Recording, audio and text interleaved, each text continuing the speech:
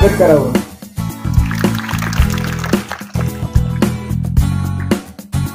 खऱ्या अर्थानं आपल्या पाठीशी अगदी देव माणसाप्रमाणे उभं राहिलेले सन्माननीय नामदार महेशदादा शिंदे साहेब.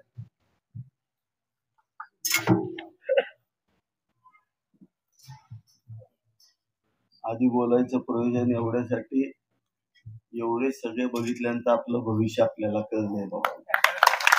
एका कोपऱ्यात बसायला लागते, वाईट अवस्था. आज आपण सगळेजण लोकसभा निवडणूक 2024च्या अनुषंगाने आपल्या सगळ्यांचे आदरस्थान, स्फूर्तिस्थान श्रीमंत छत्रपती उदयनराजे भोसले यांना भारतीय जनता पार्टीच्या कमळ चिन्हावरती निवडून देण्यासाठी आणि देशाचे आदरणीय पंतप्रधान नरेंद्रभाई मोदींचे एक साथीदार म्हणून होण्यासाठी या ठिकाणी निवडून देण्यासाठी आपण जमलोय. या कार्यक्रमाला उपस्थित असणाऱ्या त्यांच्या सुविद्य पत्नी आणि व्यक्ती किती जमिनीवरती असते त्याचं मूर्तिमंत उदाहरण दमयंतीराजे भोसले, व्यासपीठावरचे आमच्या नगराध्यक्षा दीपालीताई बर्गे, व्यासपीठावरचे सगळ्याच आमच्या नगरसेविका. आता नाव कसं घ्यायचं हो म्हणता आले, नाव घ्या म्हणणार तुम्ही. सर्वच मान्यवर महिला, पत्रकार मित्र, आमच्या कोरेगावची सगळी तमाम जनता, बंधू आणि भगिनी, विधानसभा निवडणुकीत आपण आमदार केलं. खऱ्या अर्थानं आमच्या विकास आघाडीचे अध्यक्ष राजाभाऊ बर्गे, उपनगराध्यक्ष सुनीलदादा बर्गे, संतोषराव बर्गे, सर्वच आमचे प्रमुख, पंपूबाई असतील, सर्वच नगरसेवक या ठिकाणी उपस्थित आहेत. सगळ्यांनी कष्ट केलं, विधानसभा सदस्य झालो. त्यावेळेची जर कोरेगावची आपण परिस्थिती पाहिली असेल, 10 वर्ष ज्यांचं राज्य या ठिकाणी होतं त्यांनी गाव नावाप्रमाणे कोरं ठेवलं. बहुतेक आपल्यालाच लिवायला ठेवलं होतं त्याच्यावर. आपलीच ते वाट बघत होते आणि गेले निघून. निघून गेल्यानंतर आपलंच आमदार व्हायला आणि कोरोना यायला एकच वेळ. आता म्हणलं चिरतय पटकन, आपल्याला काय खरं नाही म्हणलं. पण झालं चांगलं, तुम्ही सगळे साथीला होता. 27,000 पेशंटला या ठिकाणी बरं केलं.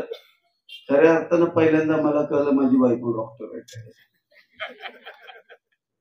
ताई डॉक्टर आहे मला माहित होती, पण ती कधी प्रॅक्टिस केलीच नाही तिने. खरं खरं सांगतो, मलाच आपलं बरं करायला तिनं आपलं प्रॅक्टिस केली. आणि लग्न झालं तर पहिल्या दिवशी आणि त्याच दिवशी सगळ्यांनी सांगितलं होतं, तुम्ही काय करू नका, फक्त त्यांच्या मागे सगळं सांभाळा, सगळं नीटनीटकं होईल तर संसार नीट चालेल. तिनं पण बिचारीनं ऐकलं. तशी बागायतातली चिंचनेरची, बर्गेंची, साताऱ्यात राहिलेली. अर्धा मी कुठला खटावचा, प्याला पाणी नाही, हांडा घ्यायचा आणि हिरीव जायचं, पाणी घेऊन यायचं, तवा अंघोळ करायची. कौलाचं घर, खालचं घर बघितलं होतं मला वाटतं सगळ्यांनी.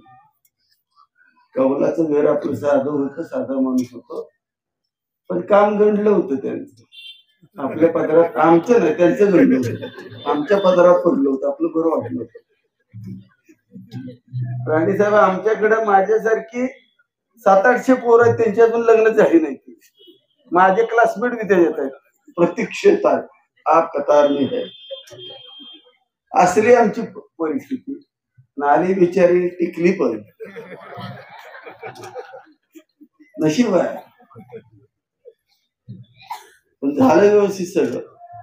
आता पाणी आलंय, आता लाईन लागली. पण मोदी साहेबांच्या कृपेनं तुमचं लय भाग्य उजडलंय. बघितलं का तुम्ही काय झालंय ते? सांगितलंच 33% आरक्षण देणार, म्हणजे 33% आरक्षण ना, 33% आरक्षण देणार. महाराज साहेब पण टेन्शन मध्ये असतील पुढच्या वेळेला काय होईल. राणी साहेब त्यावेळेला तुम्हाला लागा लागलं का काय, कोणाची विकेट कधी जाईल काय गॅरंटी आहे हो. वर्ण पडणार आहे दादा, त्याच्यामुळे चकार फिरणार आहे ती, माहितीये का. पुन्हा थांबलं त्यांना घरी बसायचं, चला पुढं तुम्ही, आम्ही आहे मागे. नाही तर महेश वर्गीची काय अवस्था आहे बघा, मग कुठं सापडतोय आता बघा, कोपऱ्यात आहे गेला ही पुढे दिसलं का तुम्हाला. लग्न होऊन आली की पहिल्या दिवशी 50% नाव व्हायचं आहे. कल्याण झालं आमचं. घोरपडे सर पूर्वी म्हणायचो बायकोला, स्वयंपाक नीट कर नाहीतर माहेरी जा, थांबायचं नाही तर. आता आहे का डेअरिंग म्हणायचं, सांगा कुठे. माझ्याकडे रोज 4 केसेस येतात. साहेब पाया पडतो, रोज पोरं सांभाळतो, पण तिला माघारी घेऊन येतच नाही माघारी. असली आमची अवस्था. तेव्हा आता माघारी जा म्हणणं ही काही शक्य होत नाही. ही परिस्थिती झालेली आहे. या महिलांना एवढी ताकद, ज्या ठिकाणी हितपर्यंत बोरखा होता तो हितपर्यंत आला, आणि महिलांना स्वायत्तता, स्वातंत्र्य खऱ्या अर्थानं आणि आर्थिक ताकद द्यायचं काम हे देशाचे पंतप्रधान नरेंद्रभाई मोदींनी केलं. त्याच्यामुळे बघा, सगळे तुमचे सी वोटर, बी वोटर, ए वोटर, कुठले कुठले चॅनल आहेत तुमचे, सगळ्यांनी सांगितलं एमपी गेले, राजस्थान गेलं, सगळी राज्य गेली. रिझल्ट आले, काय झालं, सगळं आलं. कुणामुळे आलं, महिलांनी मतदान दिलं. पुरुष तिकडं जर असला प्रमुख कार्यकर्ता किंवा नेता, तरी त्याच्या बायकोनं पुरीनं मतदान मात्र मोदीला केलं. का, खऱ्या अर्थानं अधिकार आयुष्यातला तो जन्मानं मुलगी झाली म्हणून हिरावला होता, तो अधिकार मोदीने दिला. नाहीतर नुसतंच बोलायची समान अधिकार दिला पाहिजे, पण कधी यांनी डेअरिंग केलं नाही.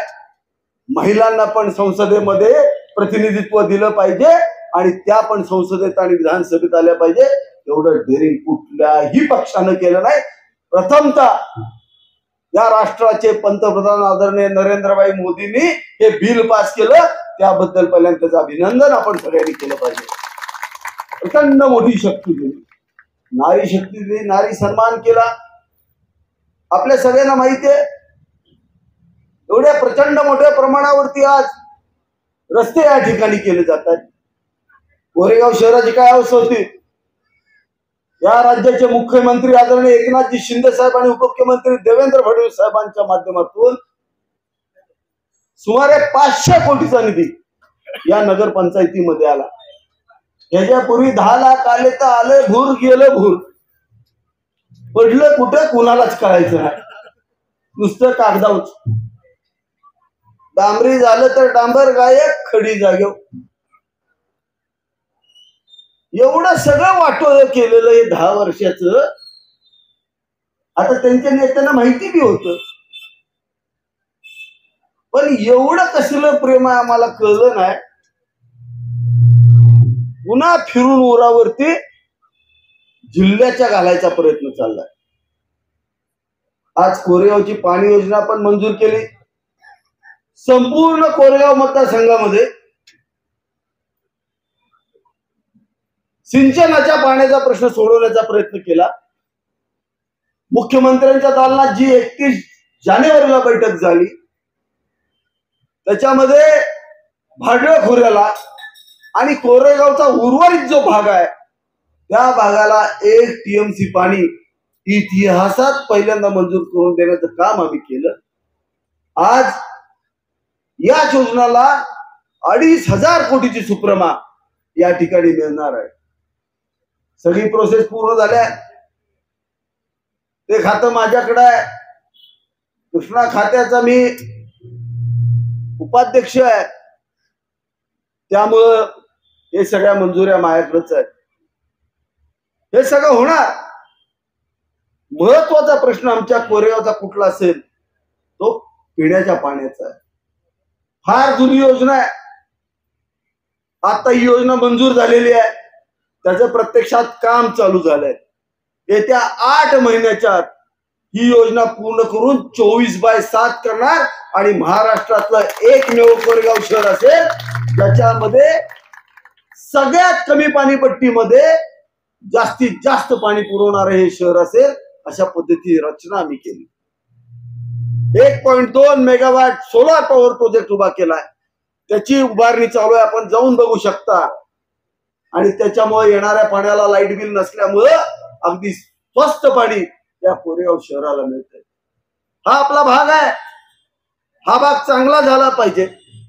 पूर्वी तुम्हाला माहितीये, आपण सगळे इथून चौकात जाताना तुमच्या माहेरची लोक येत असतील, जेव्हा ती तिथं उतरायची खाली जुना मोटर स्टँडला, तुमच्या घरी येईपर्यंत 100% किती काय शिव्या दिले असतील ते तुम्हालाच माहित असेल. पण आज तुम्ही बघताय हा रस्ता केवढा मोठा केला जातोय, प्रचंड मोठा केला जातोय. सुनील दादा सारखा एक नगरसेवक, संतोष दादा सारखा नगरसेवक, इथले आमचे सगळे नगरसेवक अहोरात्र काम करतायत. जिल्हा नियोजन समिती सदस्य राहुल दादा बर्गे 24 तास माझ्याबरोबर कामात असतात. हे लोक हे रस्ते करण्यासाठी ज्या वेळेला फिरतात त्यावेळेला आमचे विरोधक आम्हाला शिव्या देतात. आता दादाला शिव्या दिल्या, दादा सज्जन तोपर्यंत, तरी पण दादाला सांगितलं आपण सज्जनच राहायचं, म्हणून थोडक्यात वाचले. त्रास दिला, नको नको ते बडबडले, पण इथे काय रस्ता मोठा झाल्यानंतर दादाचा काय फायदा होणार नव्हता, या भागाचा फायदा होणार. त्याचं कारण असं आहे, मॅप्सकोच्या ठिकाणी आपण 49 कोटीचं क्रीडा संकुल त्या ठिकाणी मंजूर केलेलं आहे. या क्रीडा संकुलामध्ये आंतरराष्ट्रीय दर्जाचा एक स्विमिंग पूल आहे, एक प्रचंड मोठी महिलांसाठी जिम आहे आणि अत्यंत सुंदर असं आमच्याकडे अभ्यासिका आहे. 250 मुलं एमपीएससीचा युपीएससीचा अभ्यास करणारी, जी मायनस डेसिबल मध्ये, ज्याचा अकॉस्टिक डेसिबल मध्ये आपण मोजतो ते मायनस मध्ये असेल, अशा पद्धतीची सुंदर अशी रूम, पूर्ण डिजिटल लायब्ररी आपण त्या ठिकाणी उभी करतोय. 300 मुलं 300 मुली राहतील असं प्रचंड मोठं हॉस्टेल त्या ठिकाणी आपण नागपूरच्या जागेत बांधतोय. हे सगळं करतोय, पण त्याच्या बरोबर एक मोठा रस्ता आपण त्या ठिकाणून डायरेक्टली गोळेवाडीच्या तिथं नेतोय. साधारणतः 1.2 किलोमीटरचा रस्ता आम्ही मंजूर करून दिला. 52 कोटी रुपयाचा निधी ऍडिशनल आपण शहराला दिला. त्या ठिकाणी आपण पहिल्या टप्प्यात आता राज्य सरकारनं 30 कोटी रुपये दिले आणि नंतर सरकार आता केंद्रात आपलं आल्यानंतर 70 कोटी रुपये अजून मंजूर करून घेऊन 100 कोटीचं IPL खेळण्यासारखंच महाराष्ट्रातलं नंबर 1 स्टेडियम या कोरेगावमध्ये उभं करणार, हे आमचं स्वप्न आहे. आपलं कोरेगाव किती सुंदर होतंय. आपण जेव्हा तुमच्या चौकातून येता, आझाद चौकातल्या मंडईमध्ये काय अवस्था होती. 10 वर्षात लासुरण्याच्या बंगल्यातनं बाहेर पडल्यानंतर काचच कधी खाली आली नाही, त्यामुळे त्यांना काय दिसलंच नाही. आणि शेजारी सगळे गंडे दोरेवाले, त्यामुळे आमच्या माता भगिनी त्यांच्यापर्यंत पोचलेच नाही. तर आमची दुःख काय कळली नाही. त्या चौकामध्ये डुकरांचं साम्राज्य होतं. भाज्या घ्यायला जाताना सुद्धा लाज वाटायची, इतकी घाण ती मंडई होती. बऱ्याच जणांनी वल्गना केल्या, ही काय भाजी मंडई होऊ शकत नाही, 100% होणार नाही. आज तुम्ही बघताय येत्या 1 महिन्याच्या आत भाजी मंडईची इमारत पूर्ण होते आहे. आता आमच्या डोक्यात आहे कोरेगाव शहर झोपडपट्टी मुक्त करायचंय. 100% ज्या झोपड्या आहेत त्या झोपड्यांना पंतप्रधान आवास योजनेच्या अंतर्गत स्वतःची पक्की घरं देण्याचं स्वप्न आता आमच्या नगराध्यक्ष आणि त्यांच्या सर्व सहकार्यांनी पाहिलंय. अशा पद्धतीचं काम या शहरात आम्ही करतोय. आज केंद्रातलं सरकार प्रचंड काम करतंय. राज्यातलं सरकार प्रचंड काम करतंय. आपल्या सगळ्यांना माहिती आहे, मागच्या वेळेला श्रीमंत छत्रपती उदयनराजे भोसले आपल्या बरोबर खासदारकीला उभे होते. चुक्या आमच्या झाल्या होत्या, महाराजांची चूक नव्हती. तुम्ही विचार करा, एखाद्या नगरसेवकाला म्हणलं उद्या सकाळी तू आता राजीनामा दे. समजा संतोष दादाला म्हणलं बाबा आता तू राजीनामा दे, तो लगेच म्हणणार बायकोनं बोलवलंय, जाऊन येतो, साहेब सासूरवाडीत जाऊन येतो, साहेब कोणतरी मेलंय तिकडे जाऊन येतो. थांबणार आहे का? परत सुटतो. पण मोदी साहेबांचे विचार पटले, कामाची गती पाहिली. 6 महिन्यात निवडून आल्यानंतर राजीनामा देणारा, तत्वासाठी झटणारा या महाराष्ट्रातला पहिला नेता म्हणजे श्रीमंत छत्रपती उदयनराजे भोसले. ठेवा, तत्वासाठी राजीनामा दिला आणि ते उभं राहिले. पण रथाला लंगडी घोडे जोडले. 6 घोडे होते, त्यातलं एक घोडं लंगडं होतं. त्याच्यामुळे 100% आमचा पराभव त्या ठिकाणी झाला नव्हता, घडवून आणला होता. चुकीच्या गोष्टी घडल्या. एका ठिकाणी प्रचंड मोठ्या प्रमाणावरती नाराजी निर्माण झाली एका मतदारसंघामध्ये, आणि त्याचं आम्हाला भरून काढणं अशक्यप्राय झालं. ठीक आहे, आमच्या डोक्यात होतं, जो नेता एवढा प्रामाणिक आहे, सामान्य जनतेसाठी स्वतःचे कपडे सुद्धा काढून देईल, काही करण्यासाठी, गोरगरीब जनतेवरती अन्याय झाल्यानंतर पेटून उठेल, या जिल्ह्यावरती कुठलाही अन्याय सहन न करणारा हा नेता, हा राजकारणाच्या बाहेर राहणं हे आम्हाला काही योग्य वाटत नव्हतं. म्हणून पालकमंत्री शंभूराज देसाई साहेब, मी, शिवेंद्र बाबा, आम्ही 3-4 बसलो होतो. आमचा निर्णय 2021 मध्ये झाला होता. काही झालं तर उदयनराजेंना घरात बसून द्यायचं नाही, आम्ही निर्णय घेतला होता. आणि त्या निर्णयानुसार आम्ही महाराजांना भेटायचो. पण महाराज फार विषण्ण झाले होते. महाराज म्हणायचं माझं काय चुकलं, मी आज जिल्ह्यामध्ये प्रचंड योजना आणल्यात. कृष्णा खोरे महामंडळाची स्थापना झाली, त्यावेळेला आदरणीय मुंडे साहेब उपमुख्यमंत्री होते. त्यावेळेला कृष्णा खोऱ्याची धुरा या आदरणीय महाराज साहेबांच्याकडे होती, आणि त्यावेळेला त्यांनी या धरणांना मंजुरी करून घेतल्या, लक्षात ठेवा. आणि ती धरणं आज मंजूर झालेली आहे. एवढा प्रचंड प्रामाणिकपणे काम करणारा हा नेता, आणि या जनतेसाठी तळमळ असलेला नेता आज जर घरात बसणं आम्हाला योग्य वाटत नव्हतं. म्हणून आम्ही सगळ्यांनी प्रमुखांशी चर्चा करून महाराजांना आग्रह धरला आणि निवडणुकीला उतरवायचा निर्णय घेतला होता. महाराजांनी ऐकलं. आज ते उभं राहिलेले आहेत. त्याच्या विरुद्ध आमचं हे 10 वर्ष डोक्याला खुराक केलेलं. अरे खुडूक कोंबडी 2 महिने खुडूक राहिली तर पुढच्या रविवारी तिचा कार्यक्रम करतो आपण, अंड देत नाही म्हणून. लेका 10 वर्ष खुडूक बसले,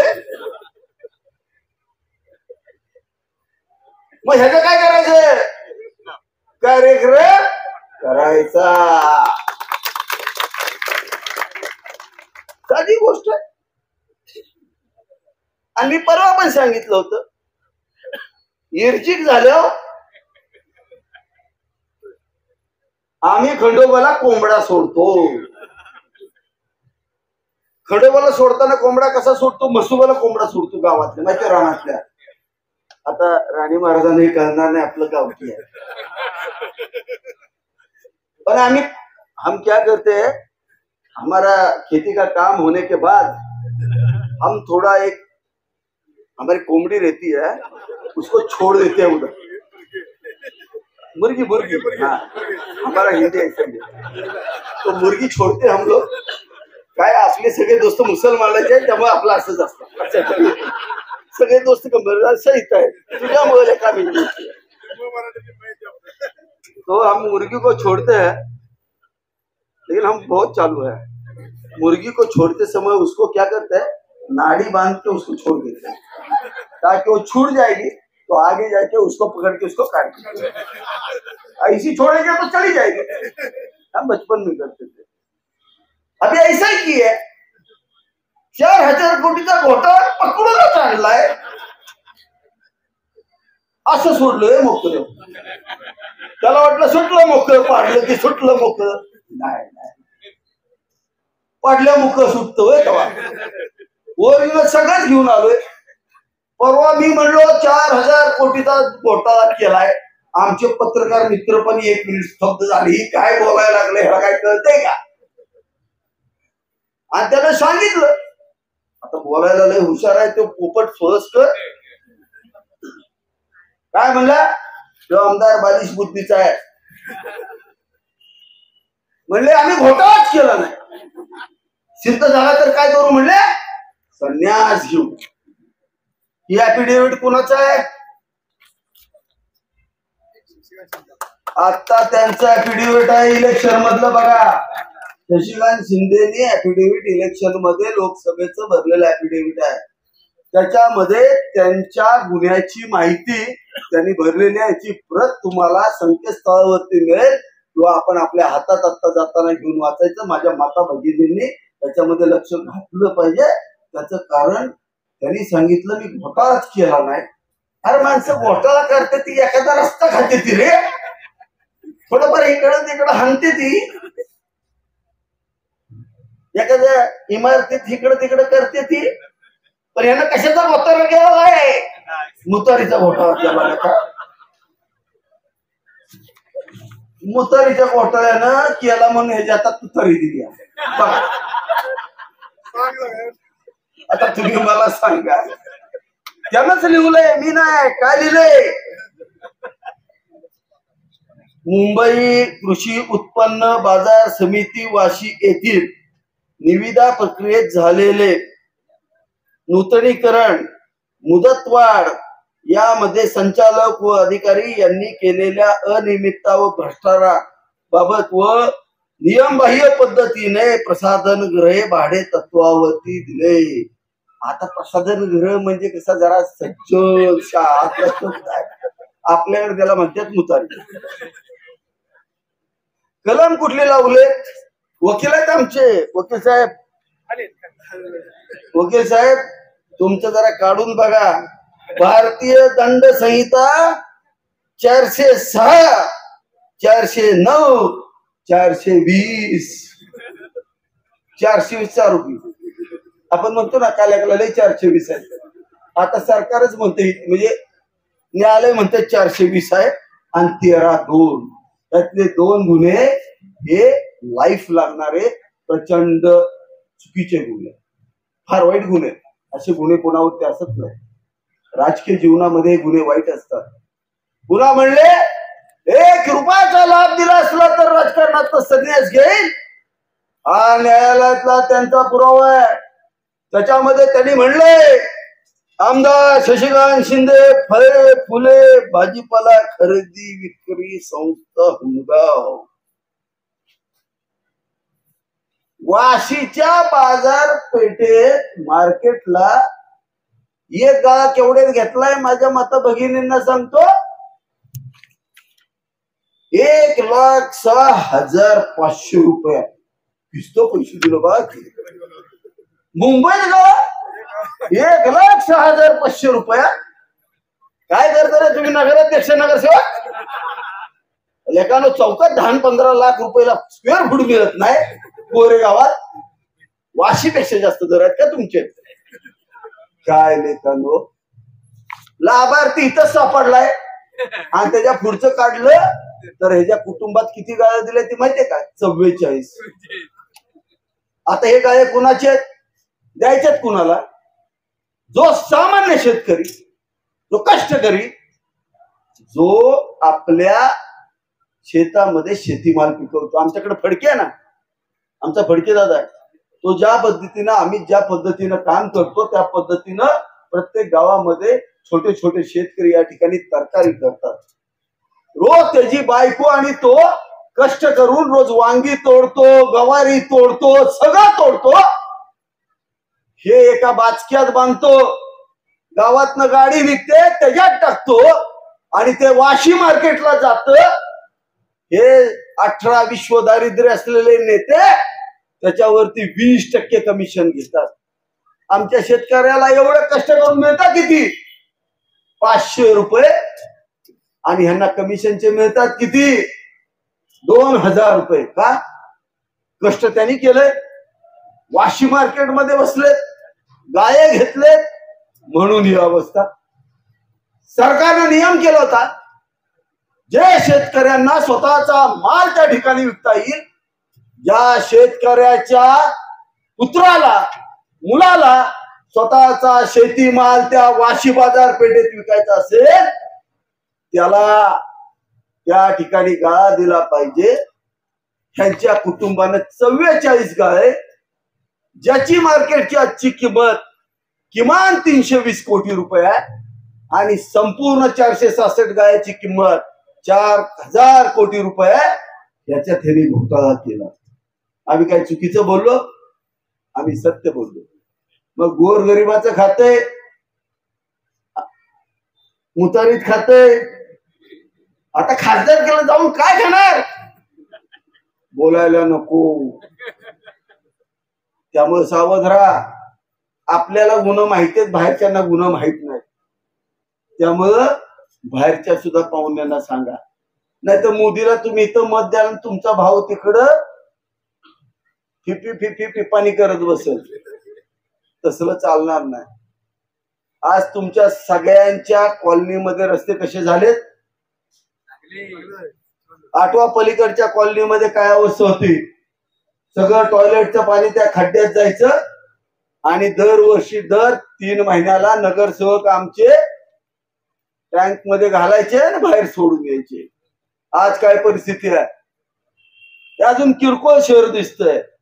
ज्या दिवशी शहर पूर्ण होईल त्यावेळेला महाराष्ट्रातलं सगळ्यात सुंदर शहर असेल, हा शब्द मी तुम्हाला या ठिकाणी देतो. आमच्याकडे रात्रंदिवस आमचे नगरसेवक काम करताना तुम्हाला दिसतात. आमचा कुठलाही नगरसेवक व्हीआयपी नाही. कित्येक वेळेला रात्री 12-1 वाजता मला फोन करतात, साहेब हे व्यक्ती आजारी आहे, अटॅक आलाय, काय करू? हे एवढे तत्पर असणारे हे आमचे नगरसेवक आज तुम्ही या ठिकाणी निवडून दिलेले आहेत. संजय दुबे सारखा आमचा एक तरुण आहे, तो 17 नंबर प्रभागात चांगलं काम करतोय. अशी आमची सगळी काम करणारी या ठिकाणची टीम आहे. माझी तुम्हाला विनंती आहे, कसल्याही परिस्थितीमध्ये या सातारा जिल्ह्याचा ढाण्यावाग, ज्याच्यामुळं तुमच्या आमदाराला केंद्रातले पैसे आणण्यासाठी बळ मिळणार आहे. तुमच्या आमदारावरती लहान भावासारखं प्रेम करणारा हा खासदार आहे. त्याला निवडून देण्यासाठी आपण सगळ्यांनी प्रयत्न करणार का? हात वर करून मला सांगायचं. सगळे प्रयत्न करणार का? राजेंना निवडून द्यायचं का? असाच आपला जोश 7 तारखेपर्यंत ठेवायचं. बूथ कमिट्यांच्या बैठकी चांगल्या झाल्या. त्या दिवशी सकाळी ऊन प्रचंड आहे, 11 वाजायच्या आत आपण सगळ्या कॉलन्या खाली करायच्यात, सगळे खाली करायचे आणि एकदम आपल्या बूथ वरती सगळ्यांनी जायचे आणि प्रचंड ताकदीनं या ठिकाणी देशाचे आदरणीय पंतप्रधान नरेंद्रभाई मोदींना पंतप्रधान करण्यासाठी आणि आपल्या सर्वांची आन मान आणि शान श्रीमंत छत्रपती उदयनराजे भोसलेंना खासदार करण्यासाठी, त्यांच्या पुढचं कमळाचं बटन दाबण्यासाठी जी व्यक्ती जात धर्म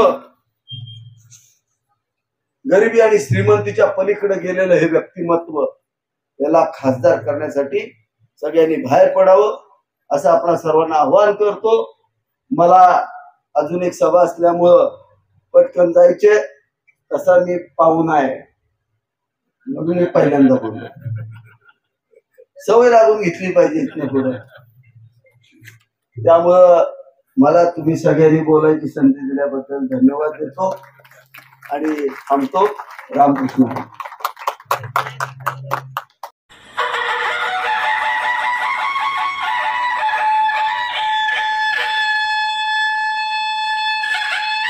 विश्वकर्मा फूड्स इंडियाची शुद्ध सोयाबीन पासून बनवलेली उत्पादनं, शुद्ध शाकाहारी वेगन फूड, उच्च दर्जाचे प्रोटीन रिच कॅल्शियम युक्त हर्बल उत्पादने, flavoured milk, tofu paneer, shrikhand, amrakhand, दही, लस्सी, सोया आटा, नानकटाई, बिस्किट, सोयासत्व विटा पावडर, कोलेस्ट्रॉल फ्री, प्रिझर्वेटिव्ह नसलेली लो फॅट सोयाबीन उत्पादनं सर्वत्र उपलब्ध. डीलरशिप आणि होम डिलिव्हरीसाठी संपर्क Vishwakarma foods India, MIDC Koregaon, taluka Koregaon, जिल्हा सातारा. मोबाईल 98 222 17 655.